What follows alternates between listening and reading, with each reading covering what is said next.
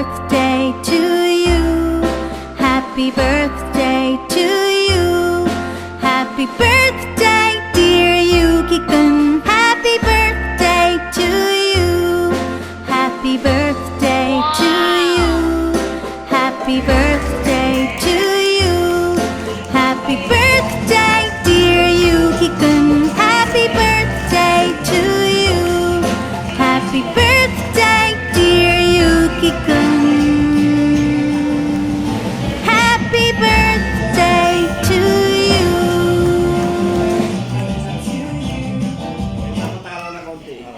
And before anything else, and above all, a great way to say thank you, Jesus, for your blessing and life. You spiritually open the program. May I request everybody to stand for the Lord's moment for our guidance.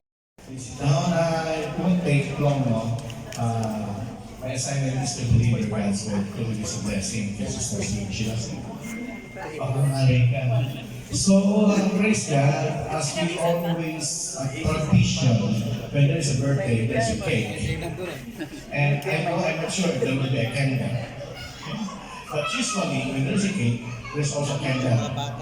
And what I learned when I'm trying to find, wonder what should a new message that I have to deliver to you. So, lighted candle. Lighted candle gives light. Yes. And it represents the Word of God. But for the purpose of this illustration, the lighted candles represent the life you have spent. You have spent in this world. Kaya 51, 7, 21. Sometimes when nakita si Paul, numero na naman, 5, 1. T1. Happy T1 birthday. And those lighted candles are held by cake, so it will not fall.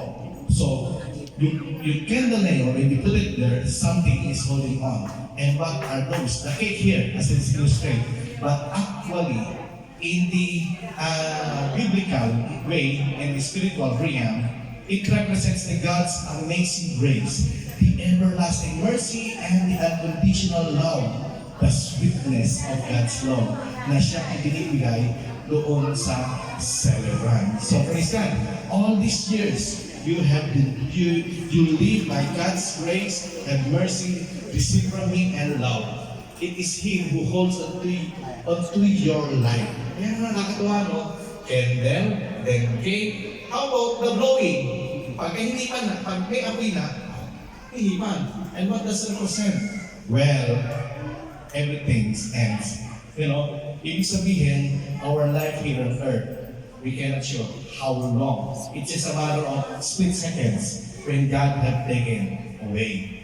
That's the reason why, hanggat lakas tayo, we should enjoy our life. Because blowing of the fire, of the burning candle, it represents that when God suddenly takes your life, no more, it ends there. So, while the candle is still burning, while we still have good health, we should enjoy that. You should enjoy that. And 51 years, I'm sure, is not yet finished. There will be more years to come. Yes. There will be more years to come. So what you should do with these remaining years in your life? Psalms 37, verse 3 to 7. Trust in the Lord, do good, dwell in the land, and enjoy safe pasture. Even though you are experiencing stress in the job, that's part of life. Yan po yung nagpapasarap ng buhay. But what God really wants is just to be strong, remain hopeful of what God is going to give you. Just enjoy your life. No, it is a memory verse, Psalms 37 verse 4. Take delight in the Lord and He will give you the desire of your life, of your heart. So if you are enjoying the presence of God, then the Lord will give what you desire. So those are the things that keeping your candle burning. No? Commit your way to the Lord. Trust in Him and He will do this. What He will do? He will make your righteous reward shine like the dawn, your vindication like the noonday. You will remain look young. Di ba parang 18 years old? Parang 18 years old. Pastor, as they say, 50, 50, and then if, when you are in your 50s, it's the new 20. Oh. See? So, He will make your righteous and reward shine like the dawn, your is like the noonday. Be still before the Lord and wait patiently for Him. We have many prayers. Everyone knows here that every one of us here have our personal prayer. And we truly know that you have your personal prayer. Just wait for God's answer, your prayers. It will come soon, real soon. Do not fret when people succeed in their ways, when they carry out their wicked schemes. Huwag mainggit sa mga pinagpapala ng Lord dahil sa kasalanan. Bagkos sila mainggit sa iyo. Why? You remain beautiful. Yan. Blessed. Blessed with children, no? Blessed with a job. Blessed with friends. And among there are many reasons to enjoy your life. So, Ate Sheila, we are always praying for good health para sa iyo and more years to come. I think I should pray, no? For her, no? To release the blessing.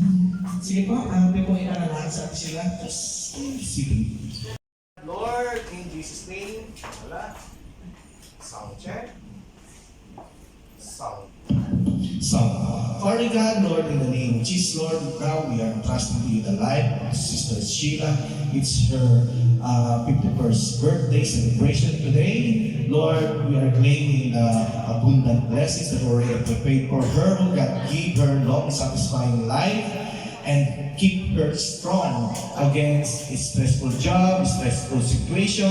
Do not allow her to get away, to be far from you. But instead, Lord, let her be reminded about your goodness in her life, not only in her life, but also to her children. And we are also praying right now, Lord, that this day, this night, Lord, it will be a very enjoyable and memorable, not only for Sister Sheila, but for every one of us here who are receiving the blessings that you already imparted to us here. Thank you, Lord. In Jesus' name we pray. Hallelujah.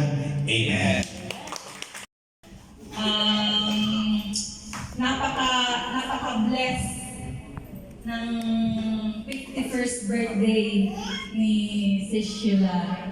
So, alam namin na napakaswerte at mag-uumapaw pa ang mga taong magmamahal sa kanya. And so, blessed your 51st birthday, Ate Sheila.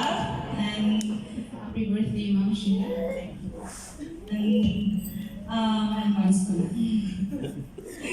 At syempre, it's not about kung ano yung mga gift na na-receive mo. It's not about how much cost the gift. But it is act of giving that all matters most itama. Kung paano natin ipadama yung appreciate yung presence ni Ate Sheila when she came in our life.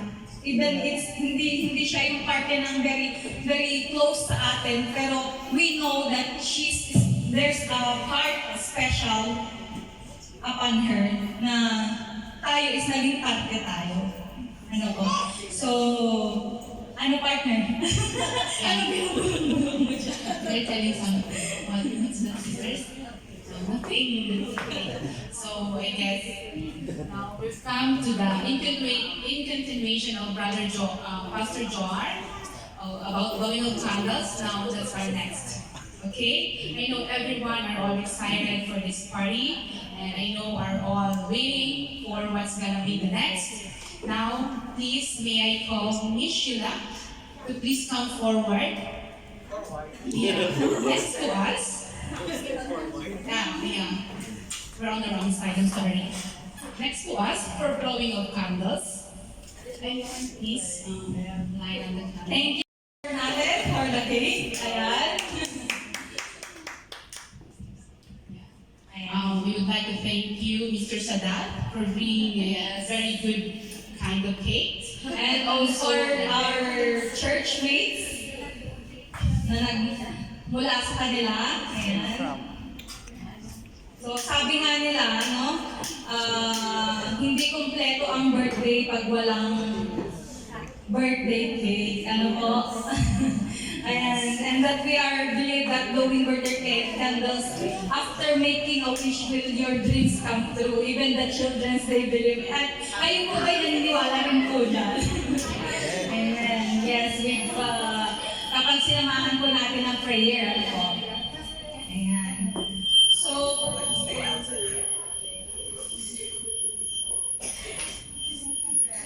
bago po ang lahat, ano po? May I ask to join everyone to stand up and sing a happy birthday?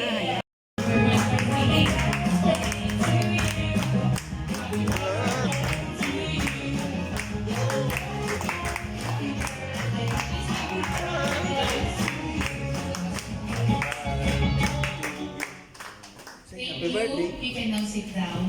It's okay. Ayun, sa dad. Yeah. Respect. Wala. Daddy. Ayan, tayo na lang, ipag-pray natin yung ating food. Yes, Lord, thank you po sa food. Thank you po sa buhay ni Ate Sheila. Patuloy nga na ang lahat ng kakain, Panginoon, ay pagpapalay mo. Hindi ng pagpapalay, kundi patuloy nga na sa nila yung kapangyarihan mo na kung saan na makakilala sila, Panginoon. At patuloy nga na pagpalain mo lahat na narito nakakain, Panginoon. Pagpalain mo mga pagkain na nakakainin. Salamat, Lord. Tunay na napakabuti mo, ma-enjoy ng lahat, ma-enjoy na Ate Sheila, ang mga darating pang mga oras, mga programa, Panginoon. Salamat, pinupuro ka namin sa ng Jesus' mighty name. Amen.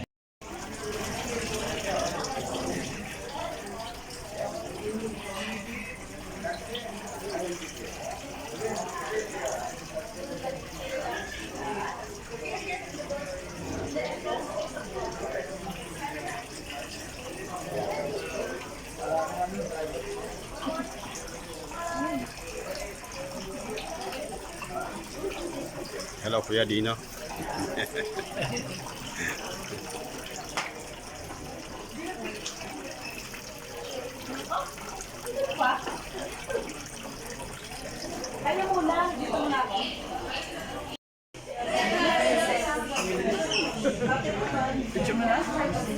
Yeah, you can now have your food. Okay, please take a picture for our feed of the night.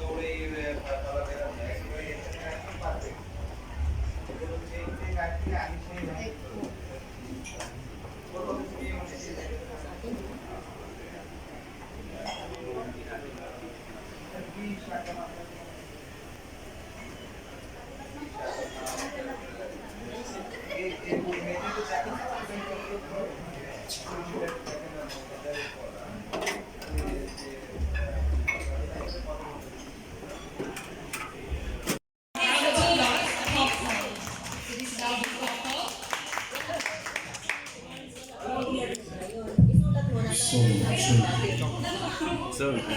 Soon.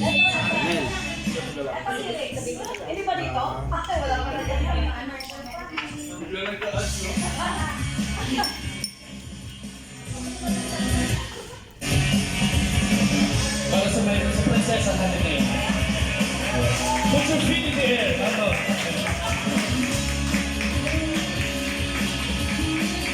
Happy birthday.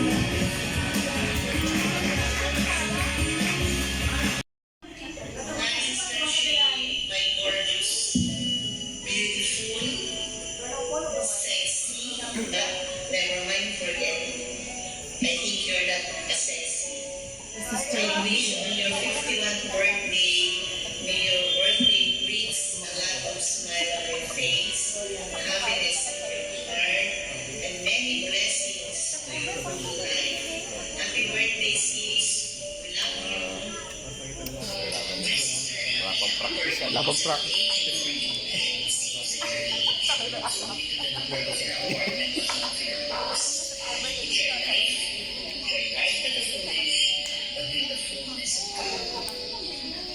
Your special day. Happy birthday, Tita Sheila. Thank you for always being generous to us, especially your pamangkins. May God continue to protect and bless you with a joyful and bountiful life. My wish for you is may you continue to find peace and happiness in what you do every day. Ang wish ko naman po sa inyo is good health. Always po kayong happy po palagi magpapasaya sa inyo. And thank you po for everything sa mga gifts, sa mga padala na nagpapasaya po sa amin. And you know, thank you po and happy birthday po ulit. We can't wait to see you in December. Happy birthday, Tita Sheila. Wish you more blessings to come and birthdays to come. We love you. Hello. I'm Father Sheila Kapisman. I am here to bring my daughter's 51st birthday. Sheila, happy birthday. I hope and pray for our Almighty God that you may have many more birthdays to come. Happy birthday, Anak. Take care of yourself. Bye.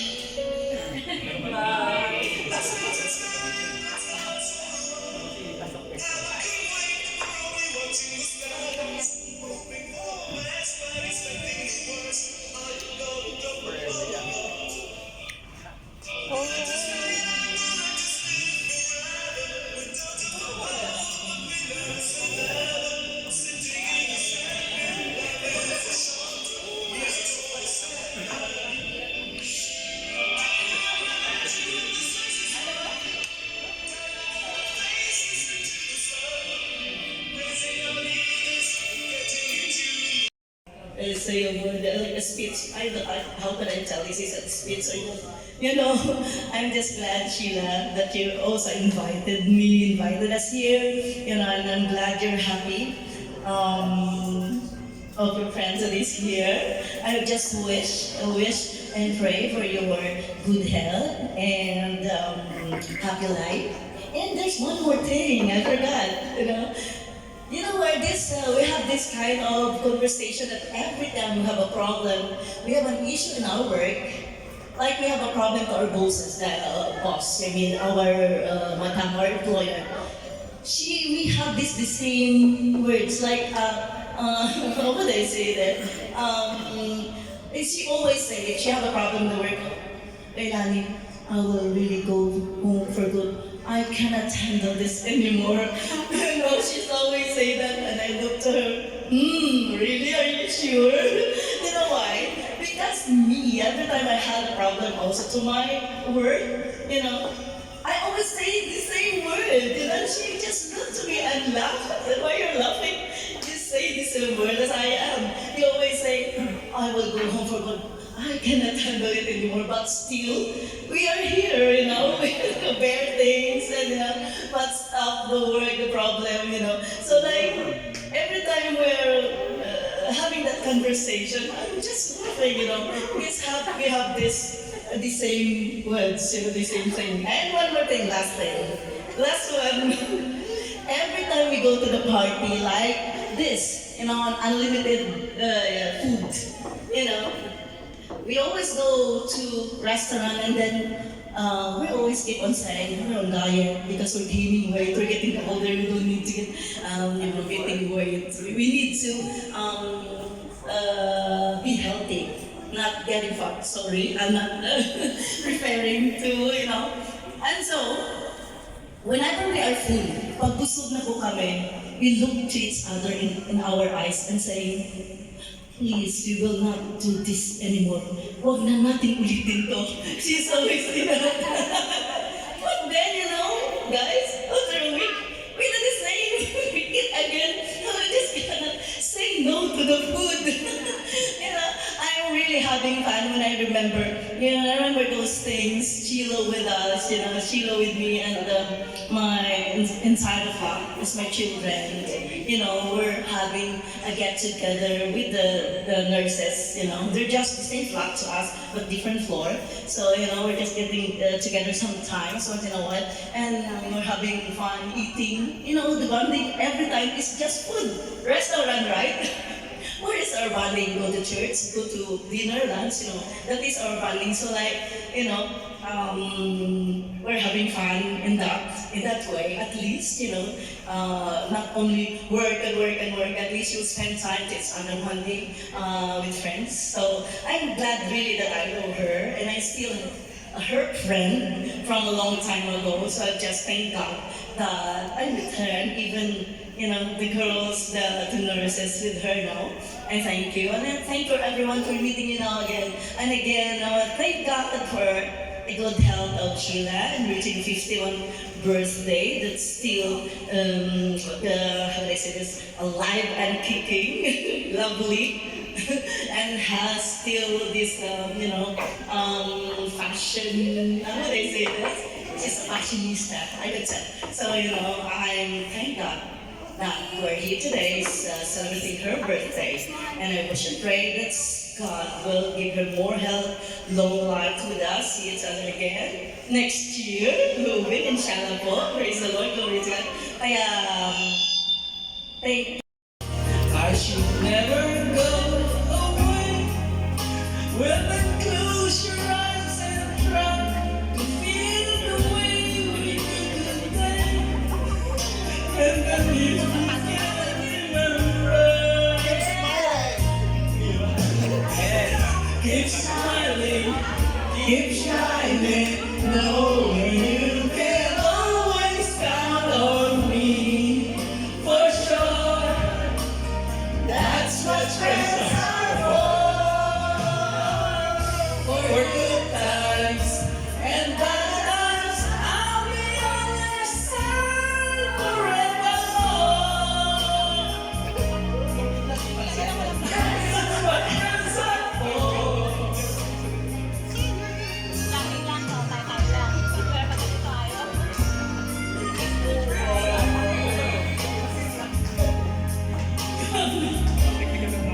And there's no much more I see.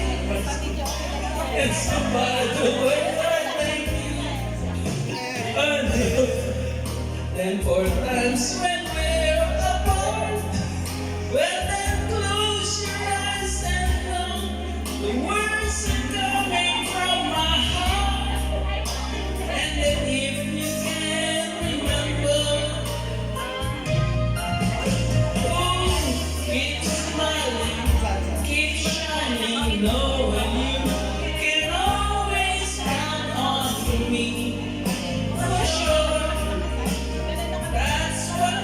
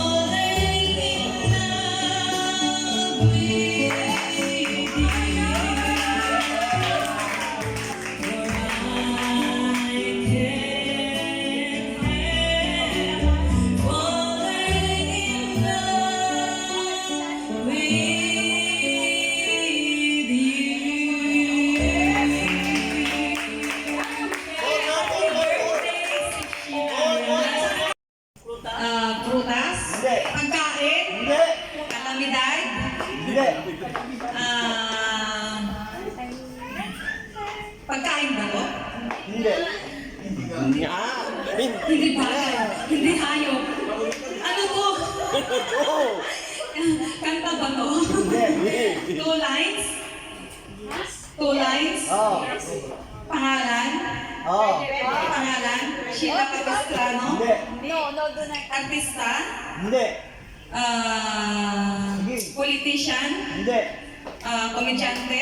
Hindi. Matigas to, matigas. You are never allowed to say any other words than yes or no.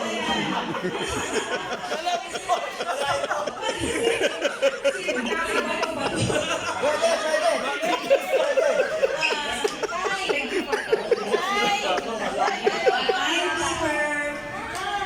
Okay, better luck next time. This is the word. Lugar ba to? Lugar? Walang lugar. Hello, baby Ren. Oo, hindi pwede. ng tao. Pwede. Sa katawan ng tao. Hindi. Sa bahay. Pwede. Sa kitchen? Hindi. Sa sala? Pwede. Sa room? Pwede. TV? Pwede. Television? Pwede.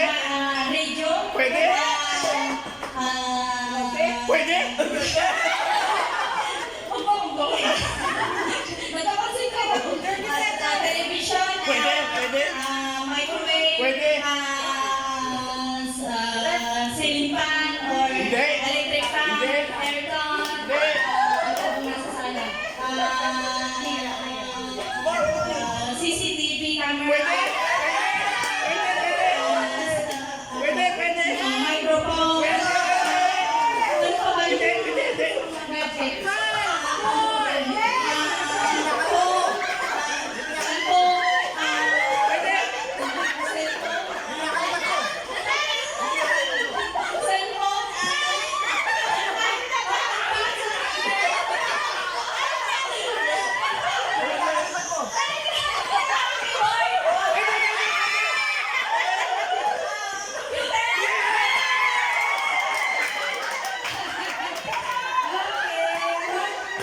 Point for Team A. Okay, next representative from Team B. Please representative, guys. Pwede. Hindi. Di siya appliances. Hindi rin pang yan. Pero nasa kusina. Exhaust fan. Kusina. Bitara. Parte ng bahay. Parte ng bahay. Okay, the word is table. Okay, next. Time starts now. Tao, bagay, hayop, pangyayari, ano? Tao, dito sa loob ng kwarto, birthday celebrate, sila.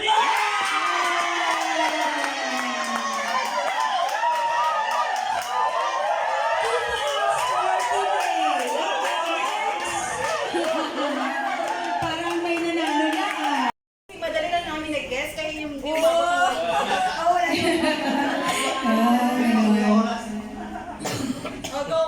Okay, time starts now. Si Charay madali. Tao. Hindi. Hayop. Hindi. Bagay. Hindi. Pangyayari, pagkain. Hindi. Lugar. Lugar. Sa Pilipinas. Pwede. Lugar sa bahay. Hindi. Parte ng bahay. Hindi. Sa labas. Oo. Sa labas. Establishmento. Sasakyan. Hindi. Uri ng sasakyan. Establishment. Mall. Hindi. Lugar, park. Hindi. Supermarket. Sa Manila. Lugar sa Pilipinas, sa Luzon. Pwede. Meron siya sa lugar sa lahat ng bansa. Oo.